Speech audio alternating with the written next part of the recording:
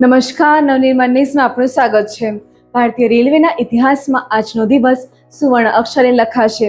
વડાપ્રધાન નરેન્દ્ર મોદીએ શુક્રવારે દેશની સર્વપ્રથમ પર્યાવરણ અનુકૂળ એવી ગ્રીન હાઇડ્રોજન ફ્યુલથી ચાલતી ટ્રેનની લીલી ઝંડી આપી પ્રસ્થાન કરાવ્યું છે. આ અત્યાધુનિક ગ્રીન ટ્રેન હરિયાણાના જીંદ રેલવે સ્ટેશનથી સોનીપત વચ્ચે દોડાશે.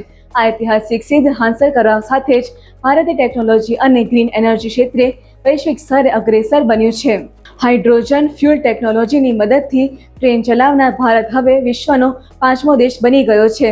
આ અગાઉ માત્ર જર્મની, ફ્રાન્સ, સ્વીડન અને ચીન જેવા વિકસિત દેશો પાસે જ હાઇડ્રોજનથી ચાલતી ટ્રેનો દોડાવવાની સુવિધા અને ક્ષમતા ઉપલબ્ધ હતી, જેમાં હવે ગૌરવભેર ભારતનું નામ પણ જોડાઈ ગયું છે. આ ભવ્ય લોકાર્પણ પ્રસંગે વર્ચ્યુઅલ માધ્યમથી સંબોધન કરતા વડાપ્રધાન નરેન્દ્ર મોદીએ ગર્વ સાથે જણાવ્યું હતું કે જીંદ અને સોનીપત વચ્ચે દોડનારી આ હાઇડ્રોજન ટ્રેન માત્ર ભારતની જ નહીં પરંતુ સમગ્ર વિશ્વની સૌથી લાંબી અને સૌથી શક્તિશાળી હાઇડ્રોજન ટ્રેનોમાં સ્થાન પામે છે.